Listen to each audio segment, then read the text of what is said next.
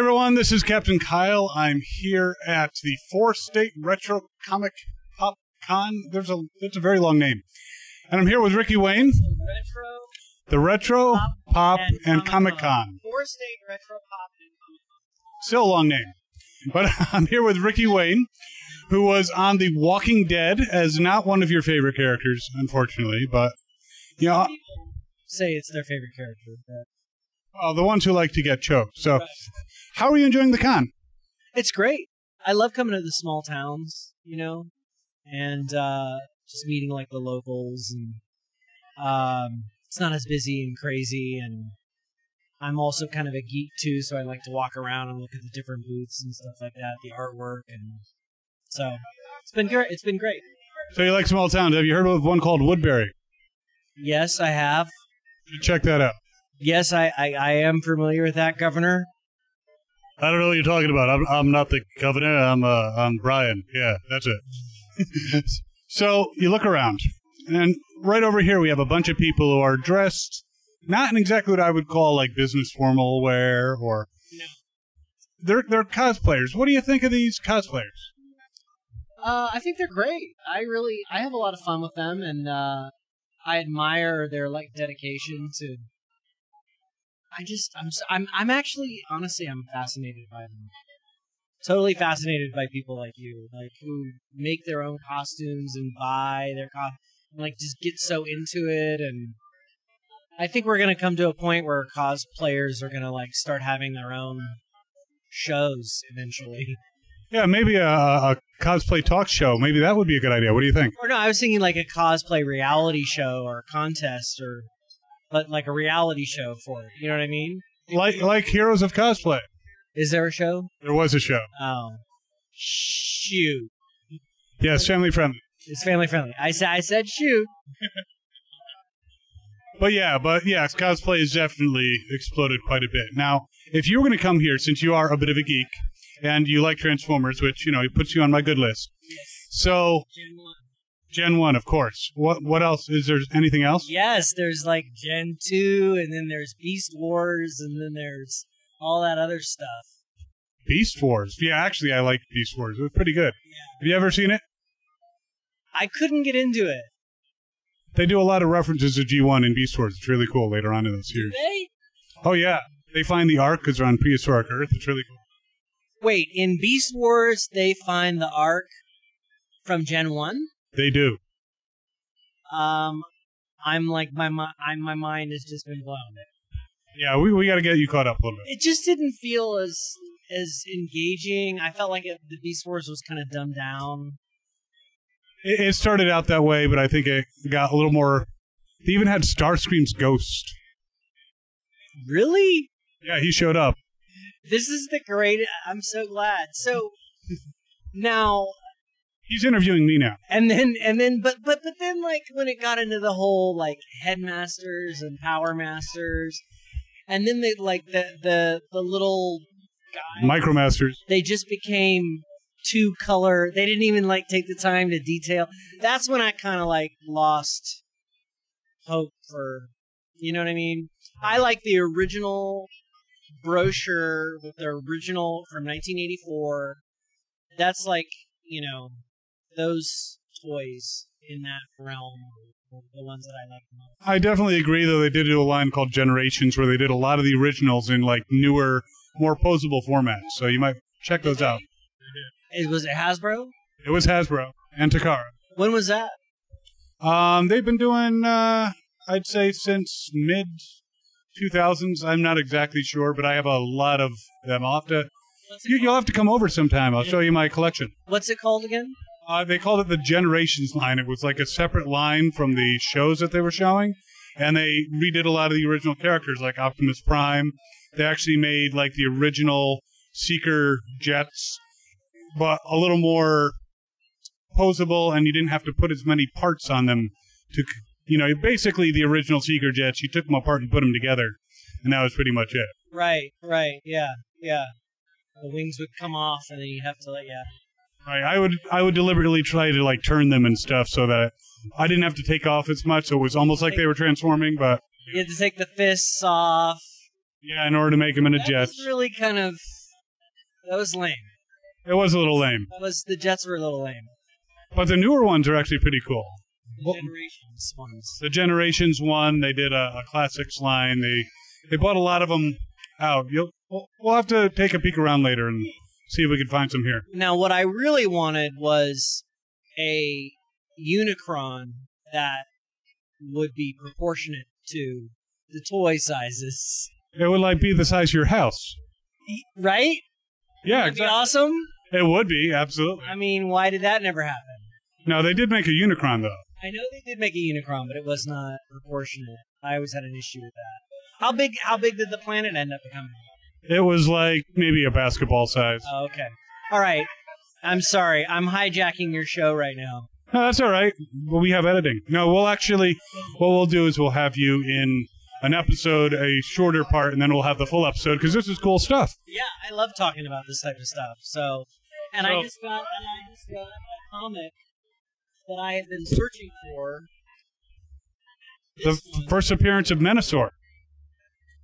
This comic, I've been in it as this suit. Yep. Like, issue number 3 of the original Marvel series actually featured Spider-Man. Right, I know. And it was drawn differently. Did you notice the cover was drawn differently on that? Yep. And actually some of the earlier ones. N1, yeah, it was a little different. Yeah, but very cool stuff. Nice to find a geek, but I gotta ask, since getting back to the cosplay part. All right, so if you were to come to a con as an attendee and dress up in cosplay, what character would you want to cosplay?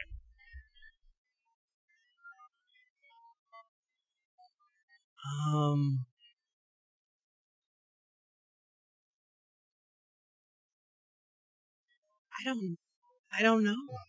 I mean, it could be a superhero, it could be from Power Ranger, it could be from a science fiction show. You could be Captain Kirk. You could be, you could be Jean-Luc Picard if you really wanted to shave your head. Jeez, I really would want, to do it justice. I'd want to, time to... Can you come back? Can we talk about it? Let me think about it. You should have pre-sent me these questions. What's the fun in that? I really like the late 80s, early 90s X-Men. I really liked some of those characters, so maybe Banshee or Colossus or I don't know. Well, an X-Men would be a good one. No, I know. I just thought of what I would do. I just thought of what I would do. Is this too close? Remember Silverhawks? Yeah, I do remember Silverhawks. I would come as a Silverhawk. That would be so friggin' cool. What happened to the Silverhawks, dude? I don't know. The didn't do well. It's the same producers of Thundercats. Yeah. They came on right after Thundercats. But nothing ever... There are Silverhawks toys. No. They made them at the time they did. They did? Yeah, they did. Educating actors, that is what we do. Yeah, I didn't even know that. I was just at a con recently and watched a friend's table, and she had several Silverhawks on the table. And they had the little wings, and you squeeze their legs together, and their arms popped up so they could do the wing thing.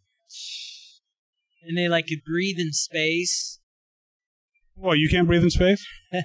I can. Actors can. It's like when you join SAG, they send you your breathe in space kick. Yep. So, anyway, getting back to... I would dress up as a Silverhawk. I would dress up as the leader of the Silverhawks with the gray hair. Just because I would want everybody to be like, who are you? And then I would get to explain, well, back in 1986, there was a show that was on for a very short period of time. And it was called Silverhawks. And I would use this voice. I would be like an old man. I'd tell everybody, sit down. And I'd get a fire going in the middle of this skating rink and be arrested. What's up, little man? It would be fun to see you get arrested. That would be like an exclusive. Would you bail me out? Depends on how much. I don't have a budget. What if the bail was $5? $5 what? $5,000? $5. $5 I could do. 50 cents. 50 cents. Bond. 50 cent bond. Yeah. Do they ever make it that low? Do you have a lot of experience getting arrested? I have actually never been arrested. Really? Surprisingly, I've told people this. I've never been arrested in my life. That is something we did not know about you. I've had handcuffs on. But this is a family-friendly show. And the safe word is, shut up. So... We'll edit that out later. And that is him that needs to be edited out, not me this time. Hey. I can edit whatever I want, because I am the editor. So you leave the whole... You do one episode where it's the whole show? I usually do a separate video. If it's a little bit of a longer interview, I'll do a separate video. And we'll show, like... I'll probably edit this part out where I'm explaining about this. But Why? I might leave it in. There could be cosplay Spotlight geeks that are like, no, we want to see the whole thing. We want to, be able to see the whole thing. Okay, right. Well, all three of them will be like, yeah. They'll write in and they'll start a petition and 4 people will sign it because someone's mom will go do it as well. So Right. So anyway, I have to ask. What do you want to know? Yes, I'm so sorry. You got to play on The Walking Dead as a police officer. How did you enjoy that role, since your character was not exactly the most, how shall I put it, pleasant? He wasn't officer friendly. Well, basically, I thought about what would you do in an apocalyptic situation, and if you were a complete narcissist. How would you behave? What types of modes of operation would you have? So you actually got into characters. Isn't this called, like, acting? No, I was looking at this guy and the way that he was written and realizing that he had that personality. He was basically a different kind of zombie. He was so wrapped up in himself and his own survival, but in a way that was very different than people that were out there wandering. He kept his uniform perfect, so their hair perfect in the post-apocalyptic era. So, you have to make certain assumptions. And one of the assumptions that I chose with this character is that he was just crazy in that, like, really in your head narcissistic sort of way. That makes sense. And that's what I chose to do. Some people liked it, some people didn't. I'm very proud of my work on it. I really like, the scene that I ended up doing with Dawn at the end there. I really liked how it turned out. Some people thought it was flat. But again, it was people that know me know that was a choice to, make him sort of bottomed out, sort of flat, so that he comes across as just this. I wanted him to be a zombie, but in a different way. And I think it came across, Like a lot of people kind of walk through their lives as zombies now. Right. Exactly. And it was the question of, what do you do in a post-apocalyptic era? And if you have that, like, mental illness and have that thing in you where, a lot of us have, where they're just in their own minds. So I got to explore that a little bit, and it was fun. And actually, Dawn, who I battle, I think has a lot of the same thing, too. She takes on that personality as well. So. And that was an epic clash because of that. Right. I think that's why we had to be similar in that way, Like repels like, kind of like magnetism. Yeah, exactly. 2 negatives. So, what are you working on anything new? I'm shooting a series, the 4th season of a show called Rectify on Sundance. Oh, very cool. Recurring role on that. I'm just finished up Outsiders on WGN. Played a very funny role called Donnie's in a hobby shop. I'm in season 2 of Bloodline. It's coming out on Netflix. And then I'm on the show called Greenleaf that's on the Oprah Winfrey Network. It's a new series that she's doing. It's coming out, I think, next month. So you're very, very busy. Is there anything you want to tell us about these series? Anything in particular that you can discuss? Because I know all about NDAs and stuff like that.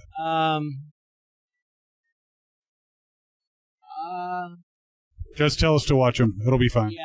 Yeah. Tell you to watch them. I'm so bad at interviews because like, I always want to think about my answer. Like, well, what's my answer? Because I don't want to like bullshit. I mean, BS my way through it. Edit that out. Beep.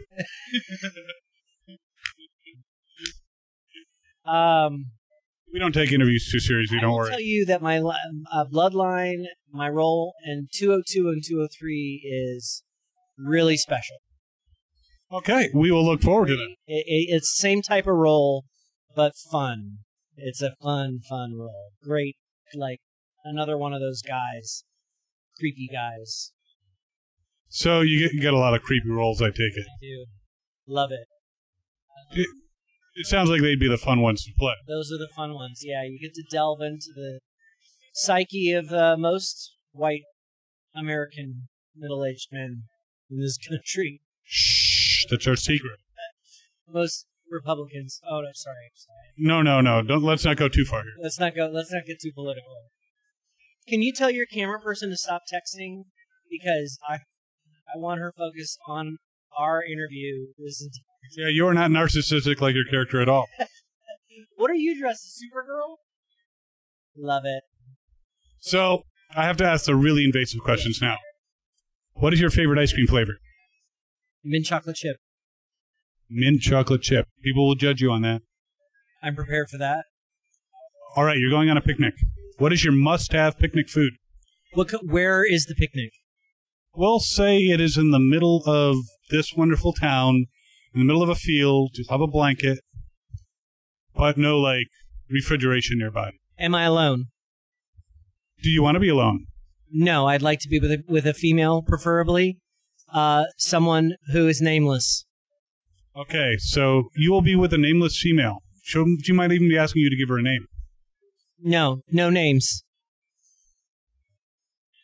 So what's your food? Okay, what is she wearing? Is she... Okay, here's what I would like.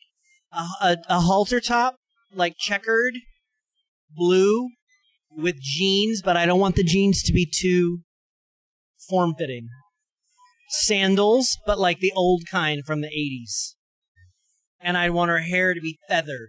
If all of those things are in place and we have a red checkered blanket with a basket, I would enjoy consuming fried chicken. Fried chicken.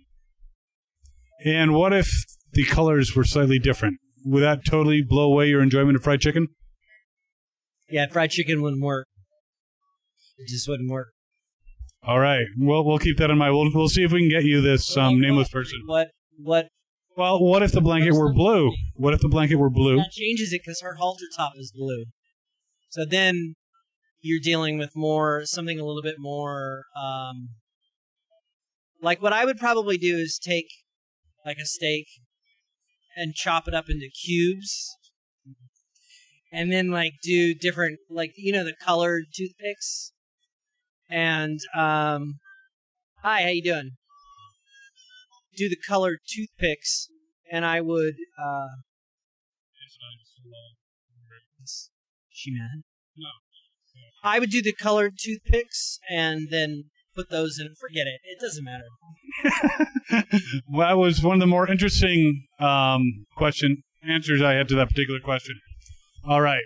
Just a couple more, and then I'll let you go. If you ask everybody these questions, I kind of mix them up. Like I ask, "What's your favorite candy bar?" Sometimes stuff like that. People don't care what our favorite. Yeah, they do. Who asks you that stuff like that? My 10-year-old son. Exactly. I mean, did you know that Danny Trejo likes Cherry's Jubilee? Actually, isn't that fascinating? I actually worked with Danny Trejo on a movie called Ghostquake. And I have some great Danny Trejo stories. This could be like a 3-part video. All right. We were in New Orleans. I'm not going to tell you this story. No, I don't want to know anything that... Let me just tell you that it involved... I can't even tell you what it involved. That's fine. Friendly. Yeah, we'll leave that part out. But the third question. If you could be any... Or actually, let me rephrase. Let me say, if you could travel in time to any period and live there, where would you like to live? What time period and where on Earth? Late 1930s Germany. And why would that be? So you could hunt down someone, right? I'm sorry. So you could hunt down and stop someone before they came to power? Say yes. Yeah. Cover yourself. Yes. No. Tahiti in like the 30s and 40s, just because it was still a really magical place. Like, that's when Marlon Brando discovered it. I have heard that Tahiti is a magical place. But now it's all commercialized. Back then, it was still very primal, you know. All right. And finally, one last thing. If you were going to vote for either Batman or Iron Man for president, who would you vote for? The actual... their archetype, or the person like Bruce Wayne and Tony Stark? Bruce Wayne is Batman? I had no idea. If these superheroes were real and they were running... He's too much of a narcissist to be president. So, Bruce Wayne and Batman. All right. So we have yet another Batman supporter. And Supergirl apparently agrees that Batman is a good choice. So how can people find you on social media? They can find me on Twitter at RealWikiWayne. There we go. How did you make that appear? How did you do that? Make it appear. I'm going to make it disappear now. Disappear. He is taking control of my editing. How did you... This is just too much.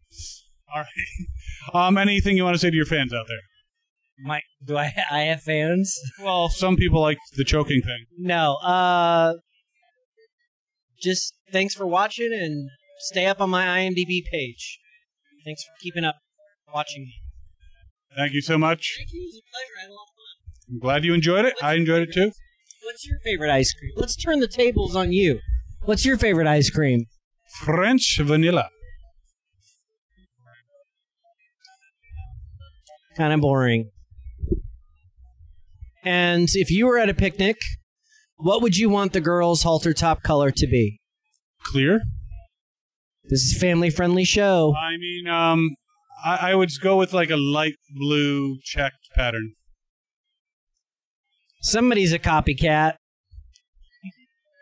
Hey, you wanted red. That's all the time we have, folks. Thanks so much for watching. We'll catch you next time, and as always, have fun and cosplay on.